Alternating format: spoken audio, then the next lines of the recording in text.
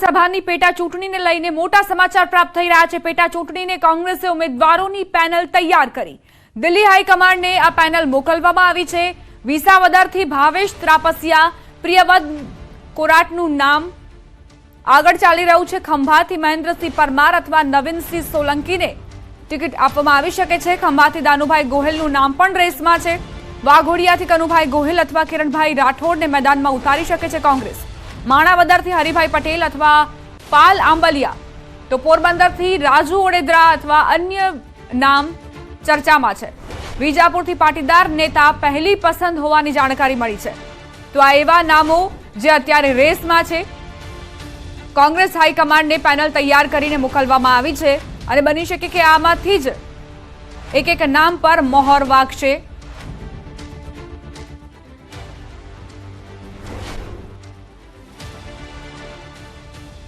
હવે આગળ વાત કરીશું તમારી બેઠક તમારી વાત।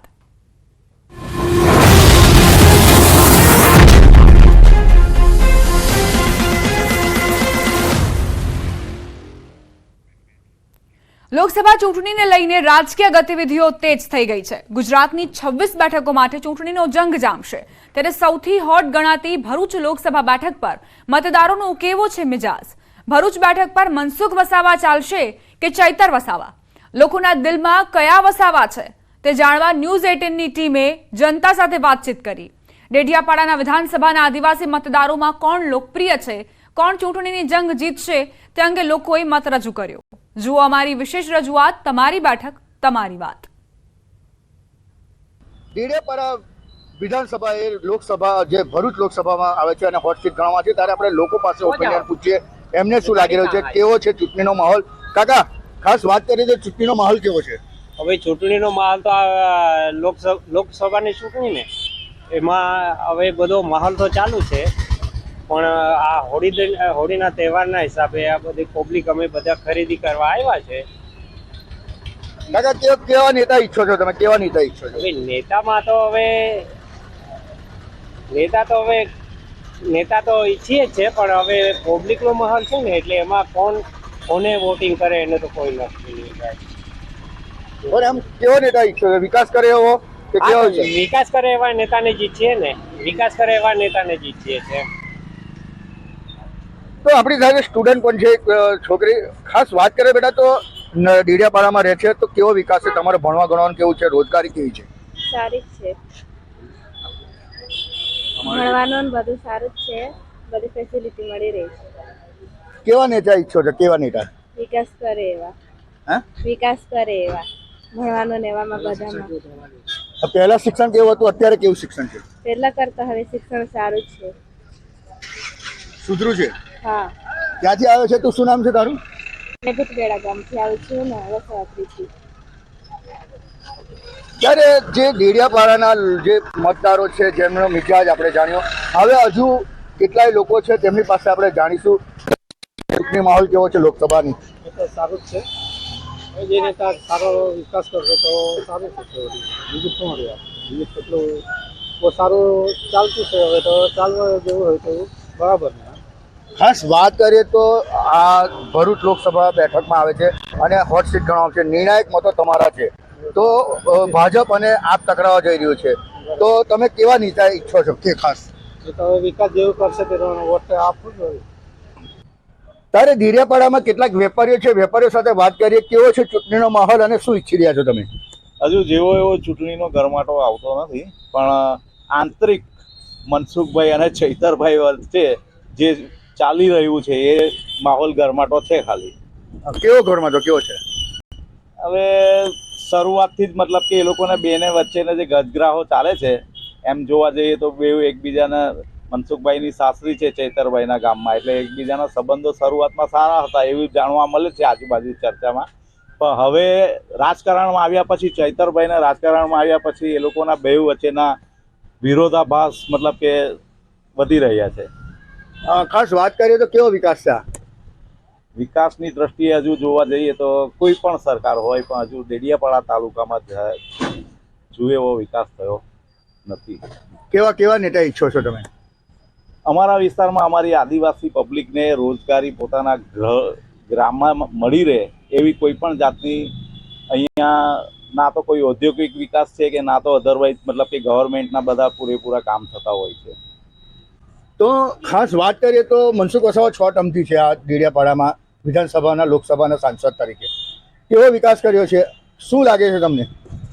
મેં કહ્યું કે કોઈ પણ સરકાર હજુ જોઈએ એવી અમારા પછાત વિસ્તાર ડેડિયાપાડા તાલુકામાં હજુ જોઈએ એવું કોઈ પણ ધ્યાન આપવામાં આવી રહ્યું નથી. ચૂંટણીનો જંગ જામી ચૂક્યો છે ત્યારે ન્યૂઝ 18 ગુજરાતીના ડેડિયાપાડાના જે મતદારો છે, મતદારો સાથે સીધા સંવાદમાં પહોંચ્યા છે. આપણી સાથે એક કાકા છે.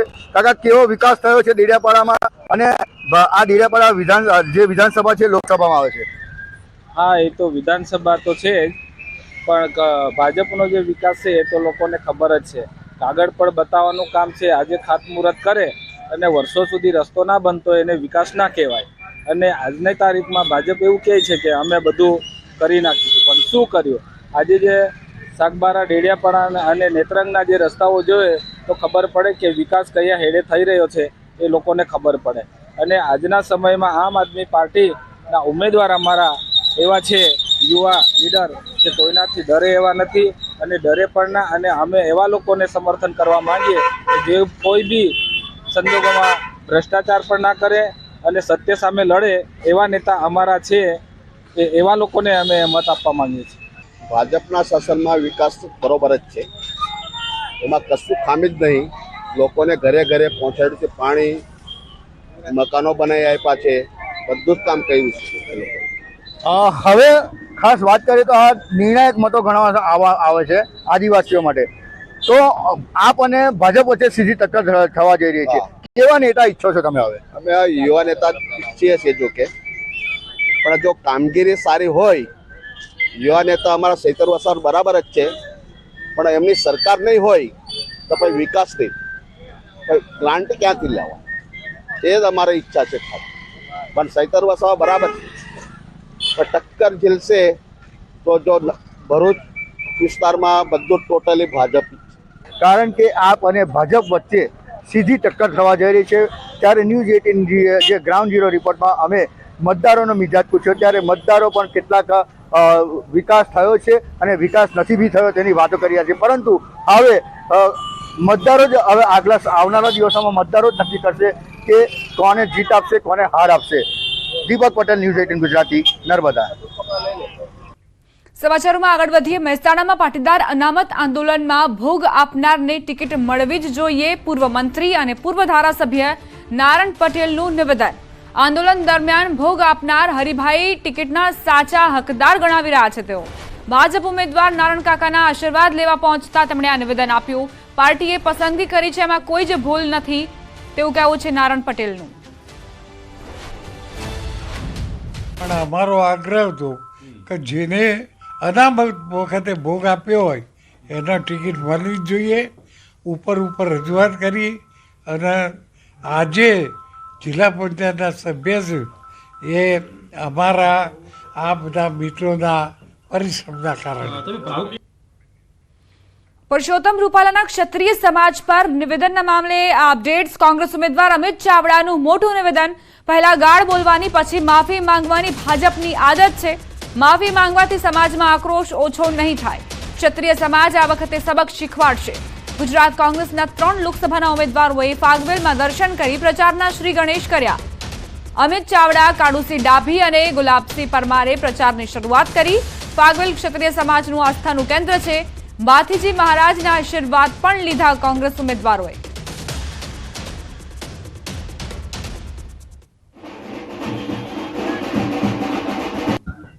પહેલા ગાળ બોલવાની, પછી માફી માંગવાની. પહેલા લાફો મારવાનો, ફરી માફી માંગવાની. પહેલા અપમાનિત કરવાના અને ફરી માફી માંગવાની.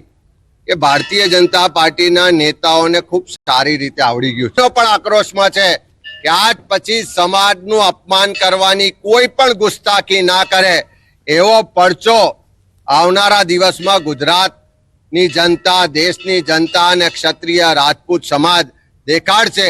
એવો એક દ્રઢ નિર્ધાર સાથેનો આક્રોશ આજે સમાજમાં છે. એટલે ખાલી માફી માંગી દેવાથી સમાજનું જે અપમાન કર્યું છે, સમાજની જે અસ્મિતાને ઠેસ પહોંચાડી છે, સમાજની જે આબરૂને લાંછન પહોંચાડી છે, એ પાછી નહીં આવી શકે. રાજ્યમાં આગામી 5 દિવસ વાતાવરણ સૂકું રહેશે. તાપમાનમાં 1 થી 2 ડિગ્રીની વધઘટ થઈ શકે છે. હાલ રાજ્યમાં હીટવેવની કોઈ આગાહી નથી. અમદાવાદમાં તાપમાન 39 ડિગ્રી રહી શકે છે. રાજ્યના વાતાવરણને લઈને હવામાન વિભાગનું આ અનુમાન.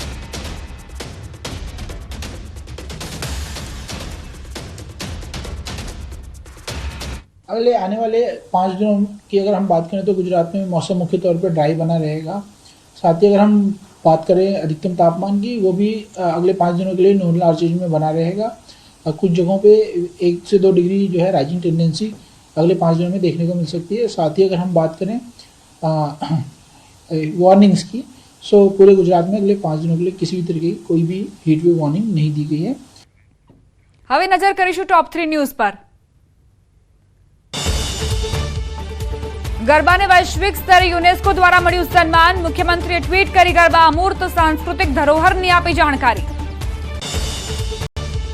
ચૂંટણી પહેલા સાબરકાંઠામાં ભાજપમાં ભયંકર વિરોધ. 2000 થી વધુ લોકો ભીખાજી ઠાકોરના સમર્થનમાં ઉતર્યા. સાબરકાંઠા બેઠકથી ભાજપે જાહેર કરેલા બીજા ઉમેદવારનો પણ ભારે વિરોધ. મૂળ કોંગ્રેસી નેતાઓને ટિકિટ આપતા નારાજગી.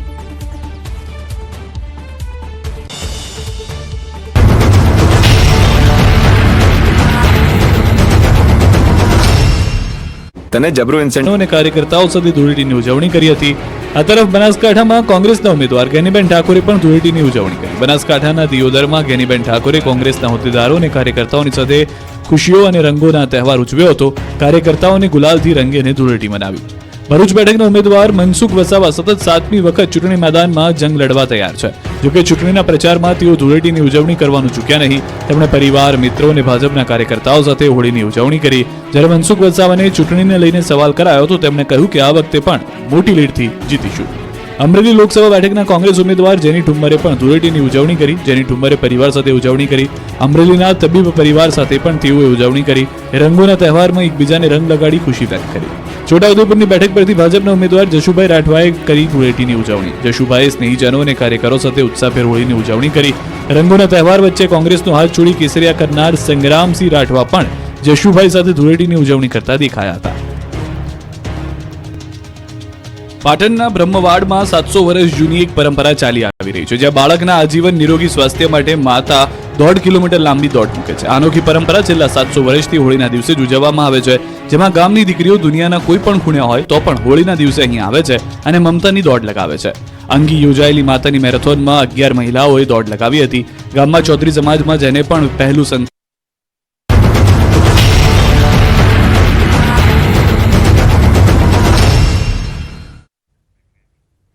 વિરામ બાદ સ્વાગત.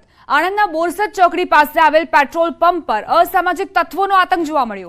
મોડી રાત્રે પેટ્રોલ પંપ પર પેટ્રોલ પુરાવા બાબતે ઝઘડો કરી કર્મચારીને માર મારવામાં આવ્યો. પેટ્રોલ પંપ કર્મીએ પેટ્રોલ ન હોવાનું કહેતા કાર લઈને આવેલા શખ્સોએ આતંક મચાવ્યો. ગાડીમાંથી દારૂની બોટલ પણ મળી આવી. ઘટનાને પગલે આણંદ ટાઉન પોલીસ દોડી આવી. ઝઘડાની ઘટનામાં 3 જેટલા કર્મચારીઓ ઘાયલ થયા. પોલીસે સમગ્ર ઘટનાને પગલે કાર્યવાહી હાથ ધરી છે. સમાચાર ખેડાથી જૂથ અથડામણમાં 7 લોકો ઘાયલ થયા છે. ગળતેશ્વરના માલવણ ગામમાં જૂથ અથડામણની ઘટના બની. માલવણમાં ભેલાણ મામલે 2 જૂથ સામસામે આવી ગયા. બંને જૂથ વચ્ચે મારામારીમાં 7 લોકો ઈજાગ્રસ્ત થયા છે. ઘાયલોને સારવાર માટે હોસ્પિટલ ખસેડાયા, જેમાં એકની હાલત ગંભીર હોવાની જાણકારી મળી છે. ગામમાં પોલીસનો કડક બંદોબસ્ત પણ ગોઠવી દેવામાં આવ્યો છે. વડોદરા શહેરના છાણી વિસ્તારમાં પાલિકાની ઢોર પાર્ટી પર હુમલાની ઘટના. સમામાં ઢોર પાર્ટી પર હુમલા બાદ વારસિયાનો વિડીયો સામે આવ્યો. વારસિયા વિસ્તારમાં પશુ માલિકો અને ઢોર પાર્ટીની ટીમ વચ્ચે આર્થિક વ્યવહાર. ઢોર પકડવા ગયેલી ટીમે પૈસા લઈ ઢોર છોડી મૂક્યા. પૈસા લીધા બાદ ઢોર છોડી મૂક્યાનો વિડીયો સામે આવ્યો છે. વિડીયો વાયરલ થયા બાદ ટીમ લીડર સુધીર નામના કર્મચારીને અધિકારીનું તેડું આવ્યું. વાયરલ વિડીયો અંગે ટીમ લીડરનો ખુલાસો પૂછવામાં આવશે. સુરતના કામરેજમાં વિદ્યાર્થીનીએ ઝેરી દવા પી આત્મહત્યા કરી. વિદ્યાર્થીને ઉલટી થતા તેને સારવાર માટે હોસ્પિટલ લઈ જવાઈ હતી, પરંતુ સારવાર દરમિયાન તેનું મોત થયું. યુવતીની આત્મહત્યાનું કારણ હજુ સુધી જાણી શકાયું નથી. કામરેજ પોલીસે યુવતીની આત્મહત્યા પાછળનું કારણ જાણવા તપાસ હાથ ધરી. અમદાવાદના દેત્રોજમાં યુવકની હત્યા કેસમાં એલસીબીએ 2 આરોપીની ધરપકડ કરી. આરોપીને શંકા હતી કે તેની બહેનને મૃતક યુવક હેરાન કરે છે.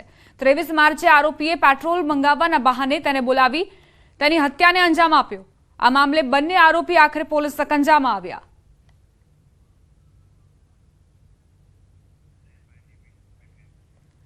અમદાવાદમાં લાલ દરવાજા ખાતે અપના બજારમાં સર્વર ઠપ થયું.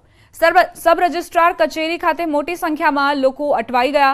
લોકો પંખા પાણી જેવી પ્રાથમિક સુવિધાથી પણ વંચિત રહ્યા. સવારથી આવેલા પ્રોપર્ટી માલિકોએ ધર્મના ધક્કા ખાવા પડ્યા. G1 કનેક્ટિવિટી બંધ થતા તમામ કચેરીઓ બંધ રહી હતી. કમૂરતા પૂર્ણ થયા બાદ દસ્તાવેજ માટે મોટી સંખ્યામાં લોકો પરેશાન થયા.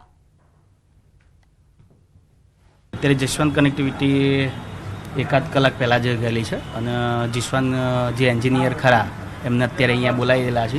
એ આખા પૂરા બિલ્ડિંગમાં એમને નિરીક્ષણ કરીને એમને કીધું કે આખા બિલ્ડિંગમાં અત્યારે બંધ છે જસવંતની કનેક્ટિવિટી, તો એ ક્રમશઃ નીચેથી ઉપર ચાલુ કરવાની ટ્રાય કરી રહ્યા છે. અમદાવાદના અપના બજાર ખાતે સબ રજિસ્ટ્રાર કચેરીની નેટ કનેક્ટિવિટી ન હોવાને કારણે ઘણા બધા લોકો જે ધર્મના ધક્કા આજે ખાઈ રહ્યા છે. સવારથી જ જે લોકોને ટોકન આપી દેવામાં આવે છે તે હજુ પણ વેઇટ કરી રહ્યા છે કે ક્યારે તેમનો નંબર આવશે. અમેરિકાથી આવે છે અને પાલડી રહીએ છીએ. પાલડી રહો છો એટલે પાલડીનો તમારો બંગલો કે મકાન વેચાયું હશે? પ્રોપર્ટી વેચવામાં. પ્રોપર્ટી વેચાઈ છે એટલે ટોકન લેવામાં આવ્યું હતું કે આજે તમને ટોકન લીધેલું હતું અત્યારે બપોરનું, અને હવે રાહ જોઈએ છે જો સર્વર સ્ટાર્ટ થાય તો પછી પ્રોસેસ આગળ વધીશું. તમારો કિસ્સો શું છે? કેટલા સમયથી તમે રાહ જોઈ રહ્યા છો? અમે હમણાં 2-3 કલાકથી આવ્યા અને અમારે પણ પ્રોપર્ટી લીધી છે એટલે અત્યારે આ સર્વર ડાઉન નથી થતું. અમે 3 કલાકથી બેઠા છીએ અહીંયા એટલે કશું જ શરૂ બેઠા જ છીએ અમે લોકો. બેન, કેટલા સમયથી રાહ જોઈ રહ્યા છો તમે? સર્વર 3 કલાકથી બેઠા છીએ. 3 કલાકથી. ક્યાંના છો તમે? વડોદરાથી આવ્યા છીએ. વડોદરાથી આવ્યા છો? અચ્છા, અત્યારે સવારથી આવ્યા છો તમે, તો હજુ સુધી કોઈ કીધું તમને કે તમે બેસો? નહીં, એટલે તમારા ભાઈ છે ને એમણે કહ્યું કે બેસો, રાહ જુઓ. સર્વર બંધ છે. સર્વર બંધ છે. 3 કલાક તો રાહ જોઈ, હજુ પણ સર્વર બંધ છે. રાહ જોવાનું કહ્યું છે. આવા અનેક એવા લોકો છે કે જેઓ ખાસ કરીને સર્વર બંધ હોવાને કારણે અત્યારે ગરમીમાં પરેશાન થઈ રહ્યા છે. અહીં પરિસ્થિતિ એવી છે કે કોઈ પણ પ્રકારની સુવિધા પણ અહીં આપના બજારમાં આપવામાં નથી આવી. ખાસ કરીને જે પ્રાથમિક સુવિધા હોય, પાણીની સુવિધા, તે પણ અહીં પૂરી નથી પાડવામાં આવી. આપ જોઈ રહ્યા છો અહીં પંખો પણ બંધ હાલતમાં છે. એટલે કહી શકાય કે ગરમીમાં લોકોએ હેરાન પરેશાન થવું પડી રહ્યું છે. બીજી તરફ નેટ કનેક્ટિવિટી ન હોવાને કારણે, સર્વર ડાઉન હોવાના કારણે દરેક લોકો છે માત્ર ને માત્ર 3 થી 4 કલાક હજુ સુધી રાહ જોઈ ચૂક્યા છે અને સાંજે 6 વાગ્યા સુધી પણ તેમને રાહ જોવાનો વારો આવી શકે છે. કેમેરા પર્સન અમિત શર્મા સાથે દીપિકા ખુમાણ, ન્યૂઝ 18 ગુજરાતી, અમદાવાદ. હવે નજર કરીશું ટોપ 3 ન્યૂઝ પર. ગરબાને વૈશ્વિક સ્તરે યુનેસ્કો દ્વારા મળ્યું સન્માન. મુખ્યમંત્રીએ ટ્વીટ કરી ગરબા અમૂર્ત સાંસ્કૃતિક ધરોહરની આપી જાણકારી. ચૂંટણી પહેલા સાબરકાંઠામાં ભાજપમાં ભયંકર વિરોધ. 2000 થી વધુ લોકો ભીખાજી ઠાકોરના સમર્થનમાં ઉતર્યા. સાબરકાંઠા બેઠકથી ભાજપે જાહેર કરેલા બીજા ઉમેદવારનો પણ ભારે વિરોધ. મૂળ કોંગ્રેસી નેતાઓને ટિકિટ આપતા નારાજગી.